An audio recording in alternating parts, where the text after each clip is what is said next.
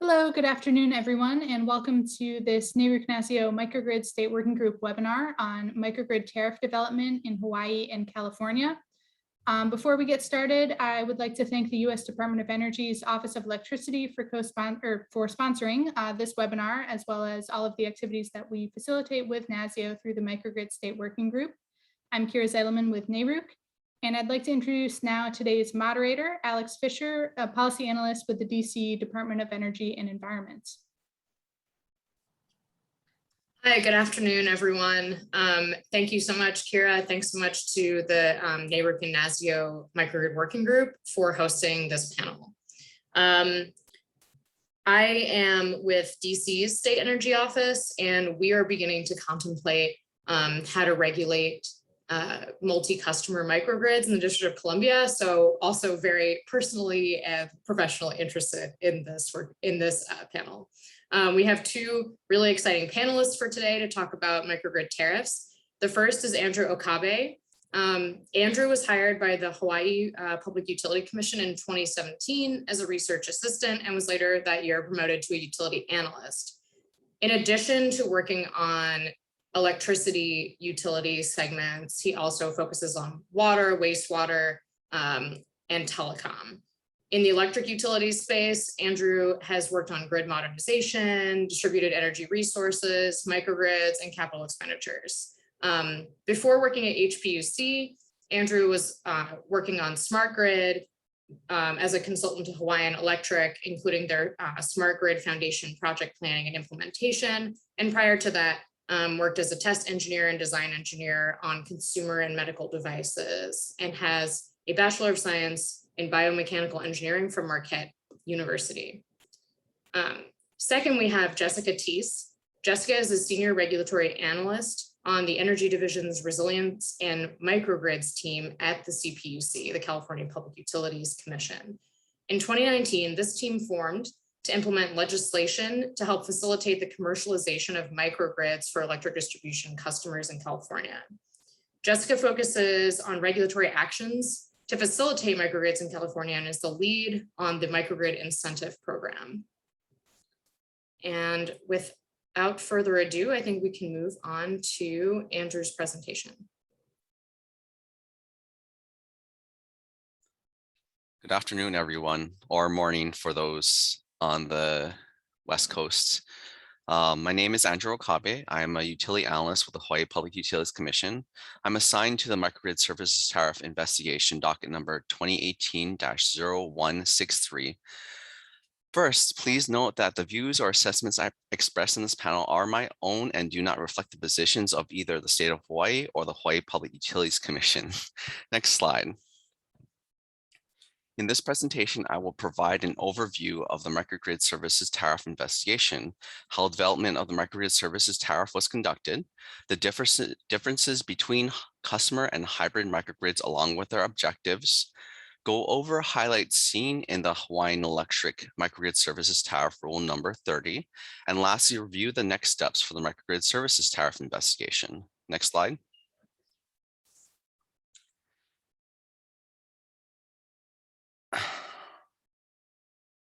After considerable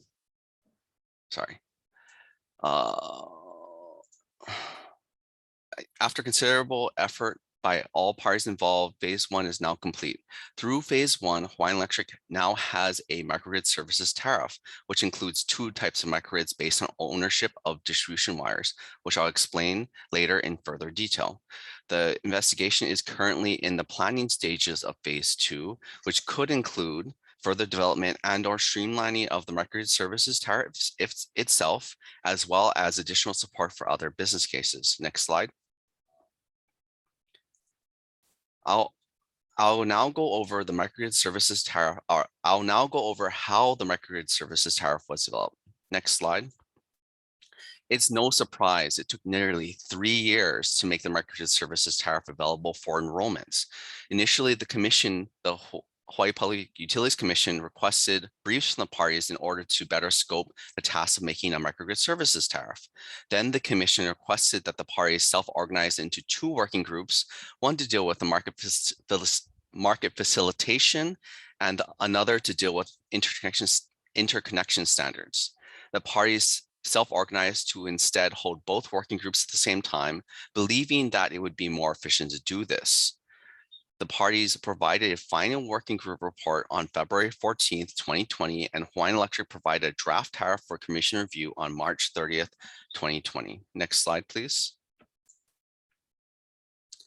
After review and consideration of the final working group report and the draft tariff, the commission provided red lines and further guidance for consideration by the parties so that the parties could finalize the microgrid services tariff. The commission also requested that the parties reconvene the working group to consider the red lines and the commission provide guidance. After reconvening the working group, the parties' final filings were filed in the month of February 2021. The commission by order number 37786 on May 17th, 2020 approved the tariff with certain modifications. Next slide. I'll now go over the objectives of customer and hybrid microgrids, but first I'd like to talk about the differences between customer and hybrid microgrids. Next slide. While the term hybrid for microgrids is used in other jurisdictions to refer to the types of generation, such as renewable and non-renewable, for the purpose of the Hawaiian Electric's microgrid services tariff, hybrid microgrids utilize the utilities distribution network as part of the backbone of a microgrid. Notably, the microgrid services tariff considers customer microgrids to be incorporated with no specific limit on size, although there may be technical and economic constraints that would be driving limitation here. Conversely, hybrid microgrids under the microgrid services tariff will be limited to either 0.5 megawatts to 5 megawatts, depending on the service area. Next slide, please. Customer microgrids under the microgrid service tariff were made to allow for aggregation of multiple customers behind multiple points of common coupling, which is enhancement of the pre-tariff approach to customer microgrids. Participation by unaffiliated customers, such as those in a residential neighborhood, would also be supported. Next slide, please. Hybrid microgrids prior to the microgrid services tariff would normally require a one-off negotiation with the electric utility. The idea is that in some cases where a custom microgrid would not be viable, a hybrid microgrid may still be viable because the electric utility distribution grid infrastructure will be leveraged. Also, contract negotiation serves as a barrier to entry and as such will be reduced as a result of this formal tariff process. Next slide, please. I'll now go over the highlights of the microgrid services tariff. Next slide, please. On this slide, I have underlined features where achieving consensus was challenging. I will address some of these items, but I will not address all these items listed on the slide. There are a few common features to both hybrid and custom microgrids. First, all existing DR or DER, that's demand response or distributed energy resources programs enrolled by customers will remain in effect while in grid connected mode. This includes export credits as well as any incentive payments the customer might receive. Second, a disclosure checklist and participant bill of rights are provided to all participants of the microgrid. Third, while there are both scheduled and unscheduled operation, there's no specific requirement that will be in place for standby charges. Fourth, there are no microgrid operator fees to be paid to the utility. Specific to custom microgrids, as stated before in the differences slide, there is no limit on size per project, and there are no specific agreement forms needed, although an entity would still need to fill out an application form to apply to the program. Specific to hybrid microgrids, participants would retain utility billing and export credits while also islanded, while hybrid microgrids will reimburse for any non-program and non-PPA generation support provided by the microgrid while islanded at Customer Grid Supply Plus rates, which is an interim DER program here in Hawaii for Hawaiian Electric. This program provides around 10 cents for Oahu and scaling up for the other neighbor islands. And there will be a 10-year term for these microgrids that can be extended. Also, as stated on the differences slide, there are per project limits for hybrid microgrids, which are somewhat tied to the feeder size based on the service areas, respective service areas. Next slide. On this slide, I have also underlined features where achieving consensus was also challenging. Notably and potentially not seen by developers so far in the microgrid industry is inclusion of a disclosure checklist. This checklist helps provide participants with the information about the hybrid microgrid they will be joining.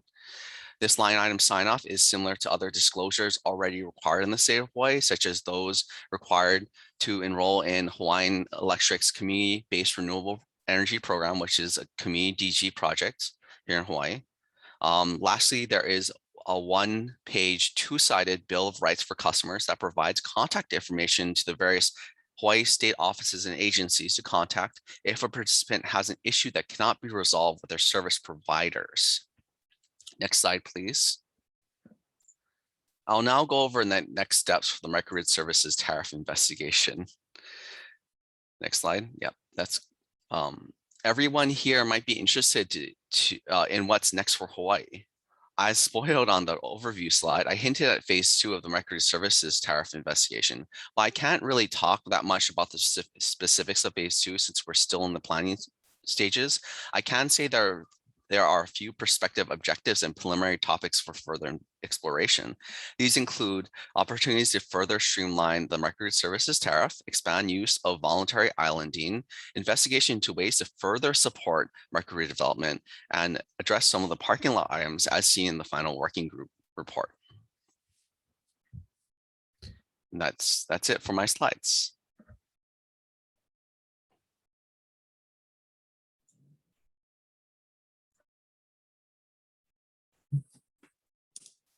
Before we move on to Jessica Teese with CPUC, there were just a couple clarifying questions from some of the working group members that I wanted to ask you, Andrew. The first one was, for hybrid microgrids, is some degree of duplication of the distribution system allowed for resilience? That could be potentially possible. It's not inclusive that you must use the utility wires, but the utility wires in the hybrid microgrid would be there for you to utilize and leverage. And that's why I'm trying to emphasize that it can be part of your backbone, but doesn't have to be all of your backbone. It's just that in certain cases where it's not feasible for you to go over, like, say, a hill or go through a ravine, you know, the utility already did it for you because they put two steel poles up, you know, that would be more reasonable, but you could. Thank you. And then another clarifying question, and then we'll move on to California. Are any microgrid costs rate-based, and is there a limit on the number of right-of-way crossings? We haven't directly talked about those concepts. I'd imagine that if the utility did upgrades that were not paid for, but paid for by the microgrid developer, that those probably would be rate-based, especially if they are to harden the grid or provide support for issues that they found in the investigation to enable the microgrid. I mean, oftentimes, sorry for this being long-winded, a little bit long-winded, but oftentimes, you know, utilities will go out and say, you know, if you want to do a project, we got to look at that circuit there, and they do, and they're like, oh shoot, we need to go and start upgrading because there's issues, you know. So I imagine those type of upgrades, because they found issues as a result of that investigation or the analysis they did, those will probably be rate based, but it's not clear as to whether or not the utility will rate base investments solely for the benefit of the microgrid. In fact, it probably, in my opinion, it probably would be a CIAC scenario, contribution in aid of construction.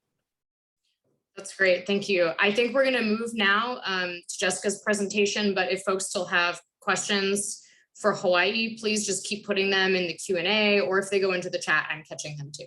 And then we'll do all the questions at the end of that. Thank you so much, Andrew. Great. Thank you, NARUC and NASEO, for this invitation to for us to share some of our work as it relates to tariffs today. Just as a start, my colleague and I, Joyce Sangas, were supposed to give this presentation together. Unfortunately, she is unable to join us due to a family emergency. That's why you see her name up there. So as a note, there are probably questions from her sections that I am unable to answer just because I don't work on it on a daily basis, but I can definitely refer you to her as a follow-up when she returns, or try to answer your question in another way. Next slide, please. So for the California section today, we want to start off with providing background, some of our goals and drivers of the tariffs that we're working on, and context as it fits into our work plan. These tariffs were not created in a vacuum. It's interconnected to so many different issues, larger complex issues. For instance, we're all interested in value resiliency, to system interconnection processes, et cetera. So on the agenda today, first, I'm just going to start off with going over the Senate bill that drove our work, and then describe 3 tariffs that we are working on: the community microgrid enablement tariff, multiple customer multi-property tariff, and more about the behind the meter tariff. Last but not least, next slide, please. One more slide. Thank you. So the team I'm on, Resiliency and Microgrids team, for background, is a relatively young team. In 2018, there was a Senate bill that mandated our commission to facilitate the commercialization of microgrids, specifically to look at rates, tariffs, rules, and remove barriers as necessary, all the while ensuring worker, public, and the safety of the electric system. Then, as it specifically relates to tariffs, the Senate bill also has specific language where the rates and tariffs shall not compensate the use of diesel backup or natural gas generation, where natural gas is a distributed energy resource. So that's the driver of this. Next slide, please. So as one of our first work product, we published a staff concept paper. And the goal of this is to establish a conceptual foundation for how we think about microgrid and what we understand. It includes definitions, it describes value propositions, and identify those barriers that I mentioned earlier, as well as their proposed methods on solving them. Next slide, please. Thanks. So far, our proceeding is broken out into 4 tracks. The first track was the short-term solutions to accelerate interconnection of microgrids, especially what could be done in advance of the 2020 wildfire season. So track 1 is where the community microgrid enablement tariff came in from PG&E. That was an experimental tariff that I'll be talking more about later. Track 2, we had a little bit more time, so let's look at the standards, rates, and tariffs. And that's where the behind the meter, what I'm talking about later, comes in. Track 3, we were asked to look at standby charges for certain microgrids. That can be a whole webinar in itself, but I won't go into detail there. And then track 4, this is where we are taking a closer look at the multi-property and multi-customer tariff. Closer look in that. Let's see, what else I want to mention about this slide. I'll go into it more, but right now we are in track 4. That's something we're working on now, but the other 2 tariffs are approved and in process. Next slide, please. So a little bit more background. I promise I'll get to the tariffs shortly, but just the previous slide was what I would refer to the official proceeding: comments, reply comments, administrative law judges, those things that are going on the record. However, again, we didn't create all of this in a vacuum. It wasn't just one day, it's like, okay, let's just create a tariff. There's a lot of work involved, which brings us to what we call the informal part of the proceeding that's happening in parallel. So at the same time of the official proceeding, we're also hosting and facilitating working groups meetings. And the purpose of these meetings, there's a lot of them, is to help both parties, ourselves, and staff to identify and refine these concrete actionable proposals that will later be introduced into the formal proceeding.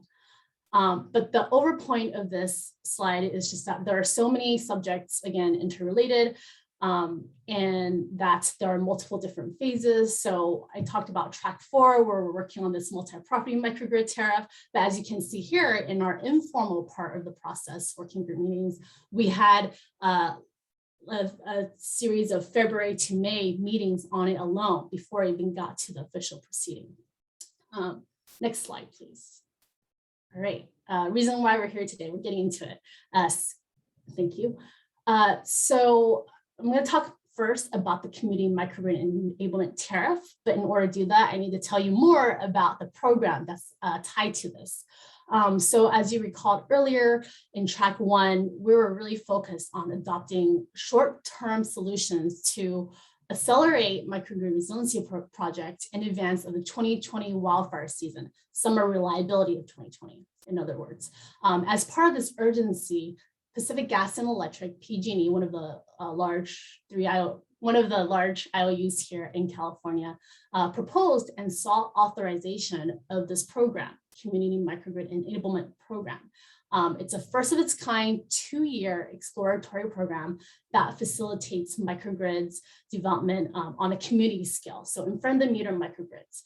As part of this program, there's proactive technical consulting for communities in need. And there's also a funding portion to offset the distribution system upgrades to support the islanding of these microgrids, as well as additional funding for disadvantaged and vulnerable communities. Next slide, please. All right, so I'm just gonna breeze through these next slides. They're more about the program in general. And again, this is just to help you understand where we are, why we have this program. And I promise again, I'll go into the tariff details. Just wanna make sure we don't get lost. So location, customer serves, parameter, needs to be a high fire threat district, impacted by PSPS, at least one critical facility is as part of this microgrid system. So that's just to give you a more general idea of the program. Next slide, please. This goes into a little bit more detail about the technical consulting services that is part of this program. This is important later in the sense that this is really where PG&E and the community and these projects kind of work through what needs to be in tariff. Okay, we have this funding available. We know that you have goals for resiliency and for these projects, but what does that mean? Like, how do we work together to set up some sort of tariff to enable these projects? Next slide, please. All right, reason why we're here today. So again, as part of this program, there's a tariff associated with it. And this community microgrid enablement tariff is what enables the in front of the meter community scale development. It has a microgrid islanding study where it looks at the protection controls, requirements, cybersecurity, electrical system upgrades. And it also has a microgrid operating agreement component to ensure that there's coordination between the utility and also the project or microgrid system. Again, to ensure protocols are in place to ensure public safety and overall system protection. As a note, this microgrid islanding study and this microgrid operating agreement is something that's separate from the interconnection agreement and the special facilities agreements for these projects. So in other words, as a new resource, it still needs to go through those other interconnection processes. And in California here, those are called Rule 21 and the wholesale distribution process tariff. All those processes and requirements are still applicable. What you see here on this slide only applies to the islanding. So there's nothing redundant. This was done on purpose so that, in other words, if your project is able to interconnect to the larger grid, it will still be able to. It's just the islanding part is a separate agreement and process. Let's see what else. So CMEP, again, is a 2-year experimental program. CMET is part of that 2-year experimental program. As you may be aware or not, California has 3 IOUs. So this tariff really just applies to 1 IOU at this time. And that's the IOU that submitted this program and this proposal. But again, this was because we wanted to accelerate projects in order to help the 2020 summer reliability. But it's important to bring up this program because, at least for me, speaking as a staff, I see this as a precursor to a larger multi-customer, multi-property tariff that will be applicable to the whole state. It's really this program where the utility is able, again, to work through those questions. What do we need to consider for cybersecurity? What are requirements that are needed in place? What do we need to think about? So with that, this really sets up the, I wouldn't say foundation, but at least the initial discussions, right? As a precursor tariff. Next slide, please. All right, so that brings us to the multi-property, multi-customer tariff. We need a shorter name for that. But so next slide, please. So going back to the formal process and the informal process, as part of the informal process, while CMET is happening, this is also happening in parallel. We had a 4-month multi-property, multi-tariff phase, I'll just say tariff at this point, in the working group. And the purpose of this working group is to ensure that everyone has the same conceptual knowledge, a foundation for us to move forward to discussing what a tariff would look like. So not initially, but in the beginning, we had introductions. We had PG&E talk about the community enablement tariff CMET goals and challenges, what I just said in the next section or previous section. And then we also had the other 2 IOUs come and discuss their responses to that approach and discuss some of the potential opportunities and challenges to standardizing such a tariff for the entire state of California, or at least the 3 IOUs. And then we transitioned to educational presentations, again, wanting us to all be on the same stage and have the same foundation and knowledge. We literally had a presentation that said, what is a tariff? You know, I know this may seem silly to some of you on the phone, but I bet you there are stakeholders that just does not know what a tariff means, at least to the commission. You know, I know that there are some developers on this line right now, so don't take offense to it, but not you necessarily. But some people may think, hey, a tariff, this is a vehicle to be compensated. You need to compensate me for a microgrid. You know, so just dollar signs. And just to be fair, these were some of the proposals that came in the past to our proceeding, like that's what they're focused on, but it's not, right? There's lots of things that go into a tariff. There are technical questions up here. I have some examples. Consumer protection. How does this protect the consumer? What are the system protections we need to think about? What are those operations parameters that need to go into the tariff? That we care about, you know, on a holistic level. And then, so we had a few months of educational presentations. And then towards the end of this phase, what I call phase, is that we had working group participants present on their proposals that would enable a multi-property, multi-customer tariff. So again, this is all in parallel with the CMET, in parallel with this working group. Let's see, slide 33. Next slide, please. All right, so just going into this a little bit more, prior to these working groups, we staff put together a set of preliminary questions and discussion prompts to help guide our thinking and all the various elements that merit consideration when developing such a tariff proposal. I'm kind of repeating myself over here, I'm sorry for this. Not my section, but it's important, so I'll reiterate. Change management. What happens when something changes in the multiple customer setup? Multiple, and then, you know, project characteristics, ownership and operations. Again, safety, security, you can see what matter to us. So in this list of discussion prompts and questions, it's separated to us into policy questions. These and technical questions. For the policy questions, these may be policy issues that are foundational and may need to be addressed first, whether that's by staff or by the commissioners. Just using a pretty easy example, everyone's favorite, can diesel be part of this tariff? And then you get people screaming at you like, no, diesel, yes, diesel, whatever. So that's the example. And then on the other end, there's also technical questions, right? These are technical areas where it was valuable to hear from stakeholders, including developers and or the utilities that have firsthand experience with these type of projects to help us go through those technical questions. I really encourage everyone, if you are proceeding with developing tariff, to take a look at this. I have limited time today and I'm already speaking too much, but please take a look at this.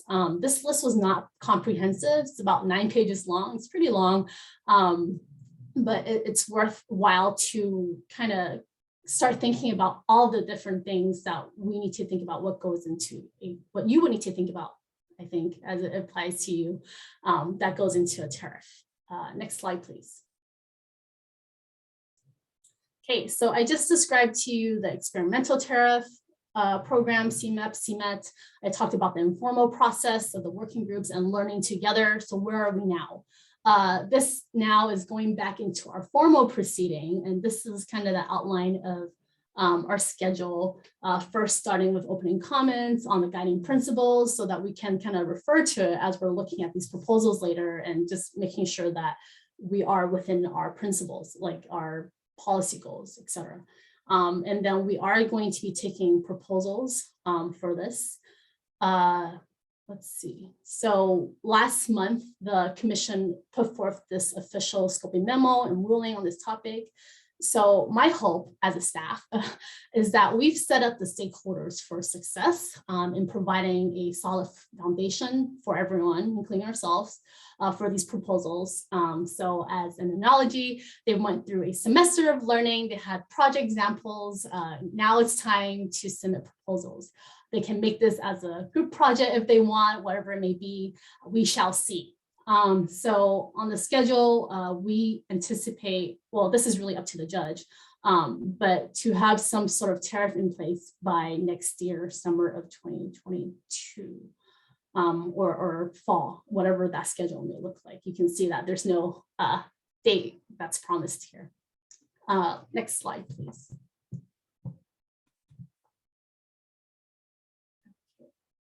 This is just more on, as example, the scoping memo and ruling. These should not be new questions to our parties and stakeholders. These were things that were brought up during the learning educational presentation, but we officially asked stakeholders, hey, what are the guiding principles that we should adopt? What are the specific features that we should look at and include in this tariff? What are the terms and conditions that should be included? And then especially to us, that's important, is that how do we ensure that the cost is not shifted from a participating microgrid customer to a non-participating customer, whether that be me in my home or small business or a larger commercial scale business, et cetera. Yeah. Next slide, please. All right. So we previously just talked about the in front of the meter tariff. Now I will also share a little bit with you about our behind the meter tariff. This section, I wasn't involved in a day-to-day, so I may have questions that you may have questions that I will be unable to answer. Next slide, please. So as part of our track 2, the commission authorized the utilities to create behind the meter tariff. It's a completely new regulatory identification in the utilities tariff books.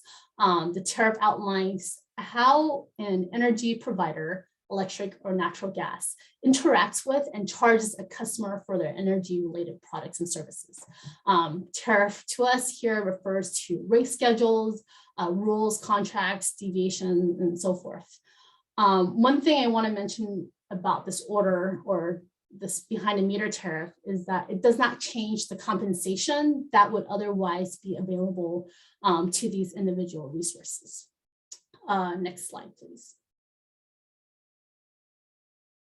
All right, tariff applicability and eligibility. So under this tariff, a microgrid may consist of multiple components of different technologies and fuel sources. Only the portion of the project using the net energy metering eligible resources technology are eligible for this tariff. Example, NAM resources, storage resources under the NAM are eligible, but for non-renewable fuel generation resources, they're not eligible, they're ineligible. Next slide, please. So for us, this behind the meter tariff, we see this tariff as a foundational step, setting up the foundation for it, skeleton for it, making sure we have something that's consistent with the state goals of eliminating greenhouse gas issues. But there are a lot of open policy issues that we have not yet addressed. We just wanted something out there just as a starting point. You can see how this is kind of a trend with the way we do things. Start off of what we know, what we think is, and then kind of edit it from there. So for instance, there are policies that are seeking, or there are stakeholders or some policy stakeholders that are seeking to eliminate costs from behind the meter, whether, again, that's could be potentially shifting the cost from the participants to the non-participating customers. These are some of the potential cost bypass categories that we've heard from stakeholders. And to us, sorry, I need to get the water. So suggesting that a non-benefiting customer pay for microgrid service costs to us is unreasonable. It is also prohibited by the Senate bill, the legislation that I mentioned at the very beginning of this presentation. And that, again, is not allowed. So within the working group, we do have another venue to pursue prudent and equitable cost allocation. And these are some of the issues we'll be looking into next in the working group when that comes up again. I think that's all I want to say about this slide. And I think that's the end of my presentation. Next slide, please. Let's double check. Yep. So again, I was supposed to do this presentation with my colleague Joyce Steingass on some of the sections, such as behind the meter. If you have any questions, please do send them my way and I can direct them to her if I can't answer it. So Alex, I'll turn it back to you. Thank you. Great. Thank you so much to Jessica for that really informative presentation. So just so everyone on the line is aware, the Q&A is open. The chat is open. I'll just take the questions as they come in. If there's a lull, I have my own that I'll start to pepper in as well. The first question we had on here was, I believe it was for Andrew, but definitely if it's applicable, to California, Jessica, please answer as well. It was the recent approval of FERC 2222 a part of your development of the tariff? Does the tariff leverage the DER aggregation that 2222 enables? So it it was not, just to be frank, like as well as the other side of it, we don't follow a lot of FERC regulation where a lot of our generation is owned by our vertically integrated IOU here. But we do have DR aggregation. We did discuss in detail within the working groups of how to manage the DR aggregation within microgrids. It came to a certain resolution, that DR aggregator, or DR participants in a DR aggregator would need to provide the resources. But it wasn't envisioned that DER, DR aggregation would be a central kind of catalyst for hybrid microgrid development. It's certainly allowed, I would think, in line with the other DR and DER allowances that were baked into our hybrid microgrids. And as for California, no, the recent FERC was not part of a development of the CMET, but it could potentially be for the newer version of the multi-customer, multi-property tariff. But I just want to, oh, the question went away. I was just, hopefully I got this, but I think one point I try to make in most of these presentations is that our team, we're a team of 8 solely focused on resiliency and microgrids.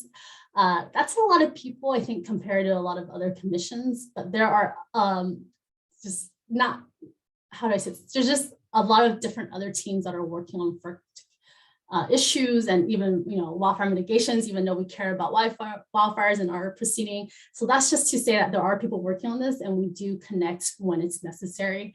So there may be other instances where it comes up where we would need to address that. Hopefully that makes sense. Okay, great, thanks. The next question is for both Hawaii and California, are microgrids providing energy and services back to the grid? If so, which energy capacity ancillary, and how are they valued? And are temporal aspects included, time of use, time service? I can go first. I'm looking at faces and it's hard when you're not in the same room. But for California, as I mentioned in my presentation earlier, at least under the CMET, the islanding of the microgrid is a completely separate process. That means the resources can go through NEM, can go through WDAT, wholesale distribution. So that's where, if it does go back to the grid, that's where that compensation would come from. And then as far as behind the meter is similar, also it's for NEM eligible resources. So again, we didn't create a whole separate value resiliency for these microgrids. That is something that was it can be another webinar, but that was something we also went through in our working group and are working through it now. So TBD on the value of resiliency. But again, to answer your question, NEM, WDAT is how it's compensated in California. Or at least for Hawaii, it's envisioned that it would be very in a strict line of DR, and grid services. At least what was envisioned with phase 1 of the microgrid services tariff investigation. So the idea is that you would formally enroll within a grid services or a DR or DER tariff or rider, and then you'll provide those services directly to grid while you're grid connected. Obviously, when you're not grid connected, you can't provide those services. So, the DR tariff or rider will probably say, if you can't do these services, we're not going to pay you.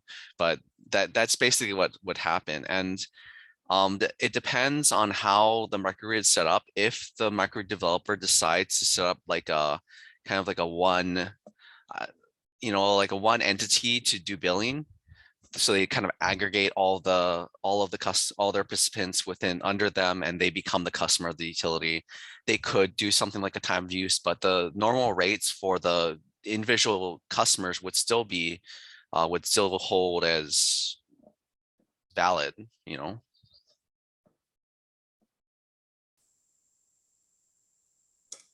Great, thank you, both of you. The next question is, how do regulators balance maximizing flexibility for microgrids and microgrid operators while ensuring utility safety and electric reliability? That's a big one. I don't see Andrew unmuting. I was going to let him go first. Do you want me to go first? You can go first. Okay, thanks, Sheena. This is a tough one. We grappled a lot with this, like a lot. I mean, we're balancing a lot of the issues with microgrid development. We have the developers that really are like, hey, we need a bone here. If we don't get a bone, we're not going to be able to develop at all. And the utility on the other side, and as well as the consumer advocates groups are saying, we can't afford to have an unstable grid just have you island whenever you want to. So there's the balance is striking, saying, hey, maybe you can't island whenever you want to, or maybe the concept is if you island whenever you want to, we have to start imposing a standby charge. Notably, we don't have a standby charge in our current iteration of the microgrid services tariff because there are a few restrictions that were placed upon islanding on the Hawaiian Electric microgrid services tariff that the developer or the operator would need to abide by. Sorry, I have to remember the developer is not always the operator. Operator might be a third party or, you know, owner operator. But really, you know, there are certain checks and balances you have in place. The technical reviews, especially, you can have a feasibility analysis before you get to the stage of doing your technical review. You have build out of safe devices that utility can do, or the microgrid developer could do themselves. There's all of that. You could have better devices, more sensing devices. Advanced metering can help. A more smart inverters or advanced inverters can also help, or other types of segmenting devices. So it ranges the gamut. You can do things by policy, either the financial impacts, or you can do things on a technical basis, either by policy with technical basis or with equipment. So it really is, you have a huge toolbox to your disposal. How you decide to use it is up to you. You know, obviously with many of us regulators, we have a lot more policy options to go through as opposed to the more technical aspects in terms of equipment. Some of this equipment we haven't ever encountered before, or we don't even know if it will scale appropriately. We don't know how well smart inverters, advanced inverters will work with microgrid, hybrid microgrid. We just won't know. Yeah, I think that's a great answer. And then just as it relates to California, just to add on to that, ensuring utility safety and electric reliability is kind of the foundation of the CPUC, and also written into the legislation, which is what driving a lot of these tariffs. So I understand where you're coming from as far as the balance, but it's not something that we would, how do you say, like, be able to negotiate on. So just wanted to add that part. It's not something we're willing to negotiate, especially, as you may be aware, California's on fire right now. So I think it's especially real to us, like, hey, it's just the safety. And let's see what else I want to add there. One thing I want to add is that in part of our educational series, we actually had linemen that come in and speak about their experience. What does this mean? Like, utility safety, that's worker safety. These are real people on the ground that are, you know, working on these, like, for instance, linemen. So you have to go home to their families. So it's not something we're willing to negotiate on in terms of our policies. But, yeah, just want to add that part. Great. Okay, the next one is again about distribution of costs and benefits. As is the theme here. The question is, parties outside the boundaries of a microgrid will benefit if critical public facilities within the microgrid boundary are continuing to operate under dark sky scenario. Do those outside parties in any way contribute to the microgrid costs? I can kind of go first, and maybe I can build upon that. So at this time, as I mentioned earlier, we had a phase called value resiliency where we talked about this. We don't have any answers yet. We're trying to figure this out. We are working with national labs. They have some tools like RenCat, et cetera, that can help with this discussion. And then also we had so many discussions internally, like, how do you even define what the boundaries are? Like, is it 2 counties away, 1 county away, or is it a city? So these are really hard questions that we are trying to answer, but at this point, we don't have an answer yet, at least on our end. But one thing that relates to this within California, maybe I'll stop there and turn it over to Andrew. I'll stop here. I mean, based on the question asked, I think it's more of like, if you have someone that would benefit, that who would not be covered in the microgrid, by getting services from someone that is covered in the microgrid, how would they contribute? I mean, if you're talking about like a hospital that pays a microgrid provider to be there, hypothetically, they could raise their rates to hospital bills to pay for those things. It's a bottom line cost for them. Or a gas station or a mall could say, hey, you guys got to pay more rent, and thereby when you patronize the places, the businesses at the mall, you would pay higher fees for the services to provide to you. If that's what you're talking about, I think that's how most likely it would come out. If you're talking instead about someone coming there and charging their EV or something like that, saying, hey, I need to get to work, or well, most likely you won't even have power at work, but let's pretend, hey, I need to get to work, I gotta charge my EV. You might pay a premium from a charging facility there, or they might say, hey, it's free. It's kind of up to the owner operator of the microgrid to determine how they have people pay for those things. I imagine it would come from like a user fee based system, or it would be free, provide for free. If that's the question you're kind of alluding to. But if not, you can ask a clarifying question. I'll do my best to respond. Great, thank you. Next question is about the mechanics of islanding. So the question is, who can make the call to island the microgrid, and what purposes other than outage, maintenance, or testing are allowed, if any? I think I can go first on this one. At least in our tariff, we do have the ability for the microgrid to islands in a blue skies kind of scenario, or upon their own accord. There are, again, communication requirements and coordination requirements, technical coordination requirements that they would have to do in order to do so, but they are allowed to do it, not in emergency events. We do focus the tariff on emergency events because that's a primary focus of the phase 1 microgrid services tariff investigation, the tariff that came out of that. But ultimately, it would be the microgrid operator to make the call whether or not they want to islands for whatever reason.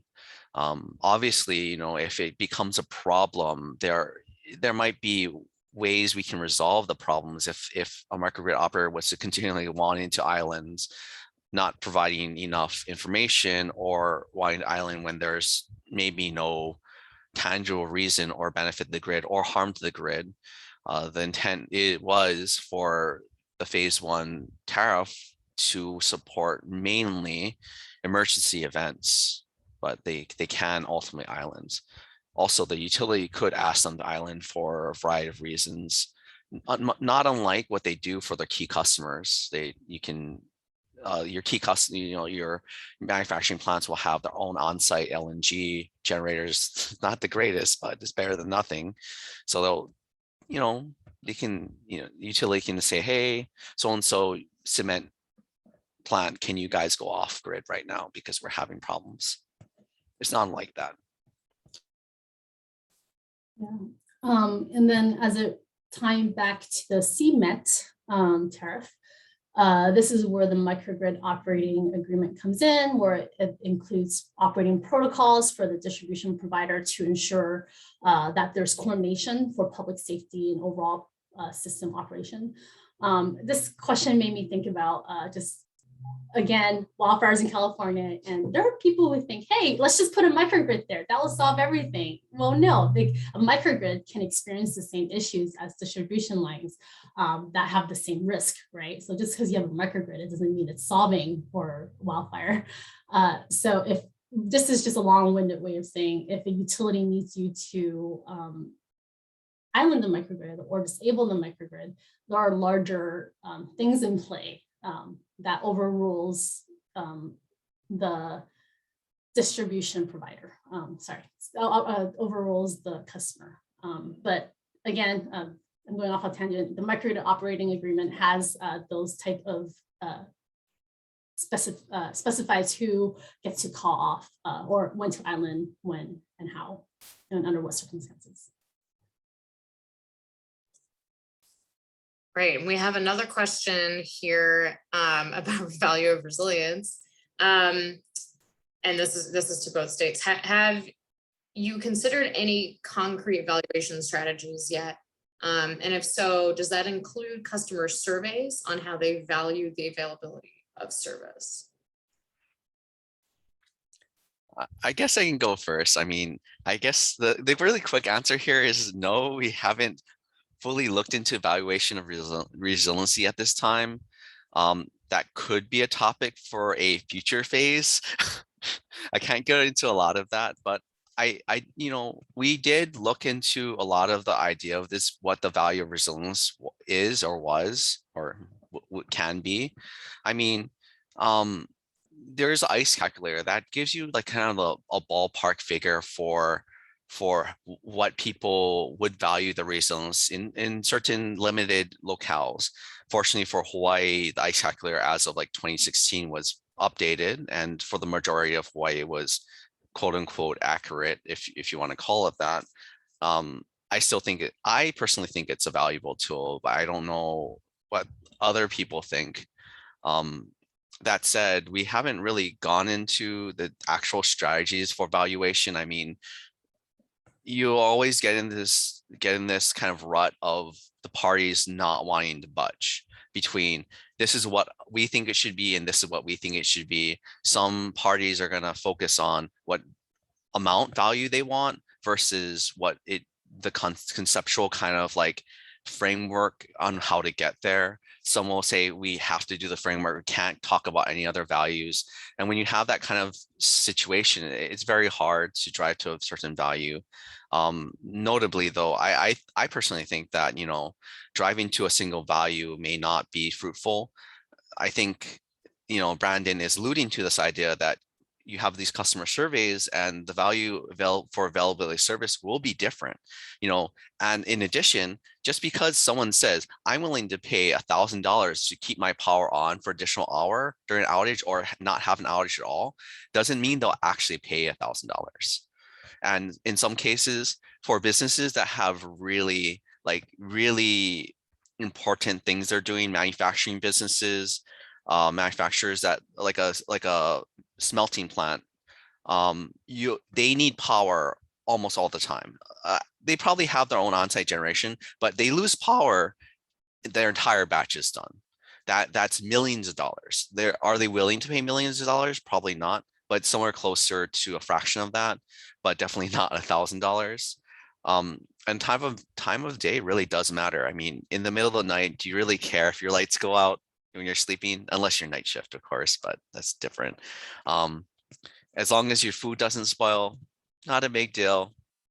But it's really when you're trying to do things like, I'm trying to be on this conference, Hawaiian Electric is going to go up the street and possibly turn off power soon. So we'll see if I stay on the conference for that much longer, only 3 minutes. But, the value to me might be a couple $100 or might be only $50 to other people that aren't doing anything.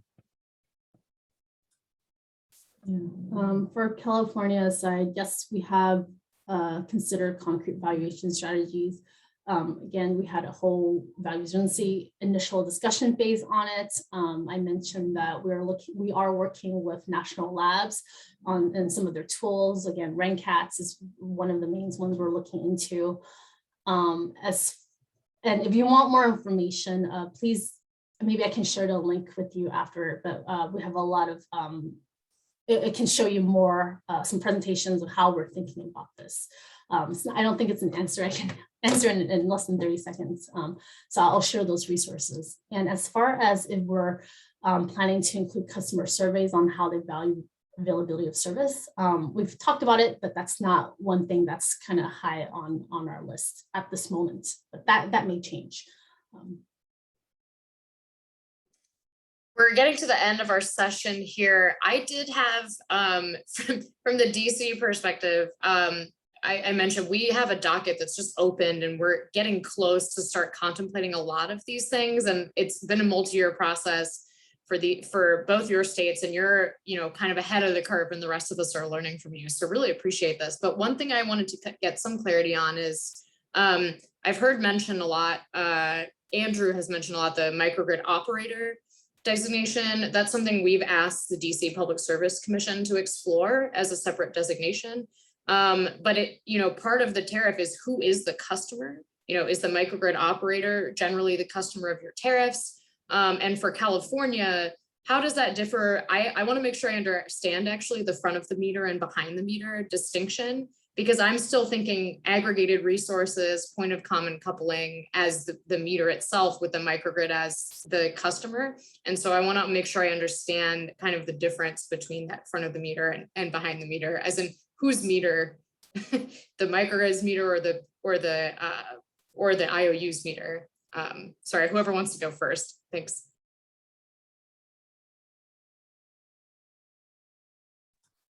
Andrew, you can go. I was actually answering Brandon, or I may not have gotten the whole question. Oh, okay. So I'm trying to unpack that. So I missed the first part. Yeah, sorry, I got yeah. excited. I was thinking about like who the customer is depending on which direction you're looking. So the customer of the utility or of HECO would be the microgrid operator, and then the microgrid operator may have customers of the microgrid. So for our purposes, we really looked at it in both ways, where a microgrid operator could potentially be a customer of the utility, in this case Hawaiian Electric, or they could just be like kind of like a middleman facilitating transactions with Hawaiian Electric. Thereby, if they're the middleman, then middleman, so to speak, their participants will also be customers of the utility. And then in the case where you would have a microgrid operator kind of be the one customer, the one throat to choke, so to speak, they would be the customer, and then their customers, or their microgrid customers, or what we call, what's the word? Their participants, sorry, microgrid participants would not be customers of the utility at that point in time. As it relates to California, right now we require all of our IOUs to have this technical I think there's a better name for it, but as a service to provide technical services to help determine what would be the best optimal project for your location, whether that be in front of the meter or behind the meter. I think, as we're all aware, if you have a solar PV and storage on your rooftop, that could go either way. It just really depends on the location. So that's one thing that will be helping our customers. I don't think there's a set answer, because it really just depends on your location. Like, and I guess we can start off with what you would like and which one has a better compensation, maybe another question. So I kind of go through that process of elimination to help you determine what works best for you as a customer. So that's how it looks if you're a customer facing the utility. But for our policy, as you can see, we kind of distinguish it as point of common coupling. We have separate tariffs for both in front of the meter and behind the meter. So that's how we're thinking about it. Does that help answer your question? It does. I may reach out to you with follow-ups, but thank you so much. And we are at time, everyone. Just a huge thanks to both our panelists. This has been a really great session. I've learned a lot about how to structure microgrid tariffs, and a big thanks to the U.S. Department of Energy as well. And with that, we're done for the day. Thanks so much, everyone.